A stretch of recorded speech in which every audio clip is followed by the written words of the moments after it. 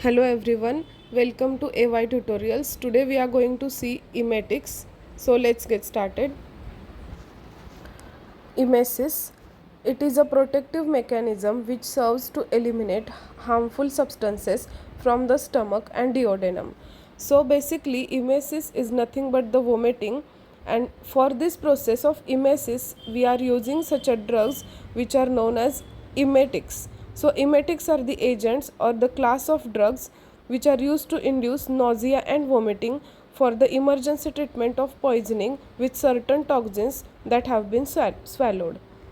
It occurs due to the stimulation of emetic center situated in the medulla oblongata.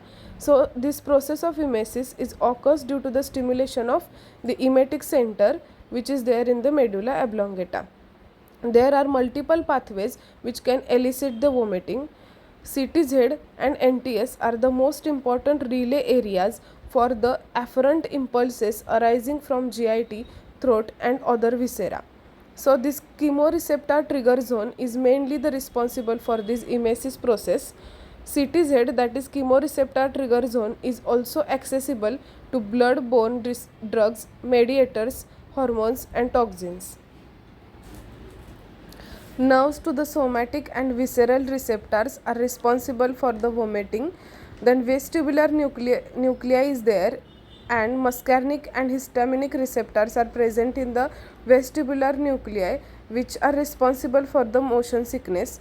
Then when we give chemotherapy and radiation therapy, pharynx and gastrointestinal tract, there are 5-HT3 receptors are there that stimulates the CTZ, that is chemoreceptor trigger zone, and responsible for the vomiting. Then 5-HT3 dopamine D2 opioid receptors are present outside the blood brain barrier. They also stimulate the CTZ, that is chemoreceptor trigger zone, and responsible for the vomiting. When chemotherapy gives, or the drugs as opioids or anesthetics gives, they also stimulate the chemoreceptor trigger zone and responsible for the vomiting. Emetics, which means those drugs which are used to produce vomiting. So according to the site of action, there are main three types: centrally acting, peripherally acting, and both centrally and peripherally acting. In centrally acting, apomorphine and morphine comes. In peripherally acting, mustard, potassium tartrate, tartar emetic, and hypertonic sodium chloride comes under this category. And both means those acting centrally and peripherally, in that case ipecacuanha is used. Emetics, centrally acting, in that apomorphine. Apomorphine is given by subcutaneous or intramuscular route in the dose of 6 mg. It causes vomiting within 15 minutes. In hypersensitive individuals, however, even a subtherapeutic dose may also elicit severe emesis and collapse. If there is someone who is very hypersensitive, then even a subcutaneous dose can also produce emesis. Then vomiting is often accompanied by sedation. Here, nausea, vomiting and hiccups.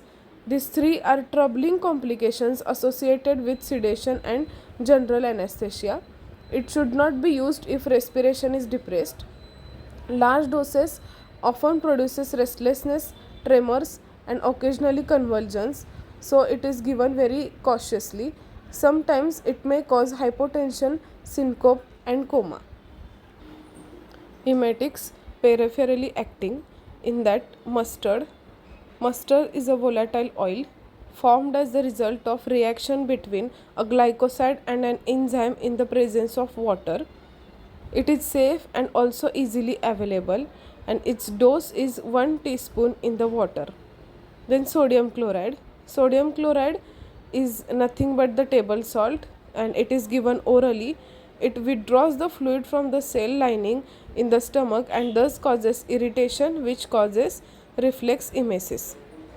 Sodium chloride can induce the vomiting when consumed in a large quantities because it acts as a direct irritant to the stomach lining and causing nausea and the urge to vomit.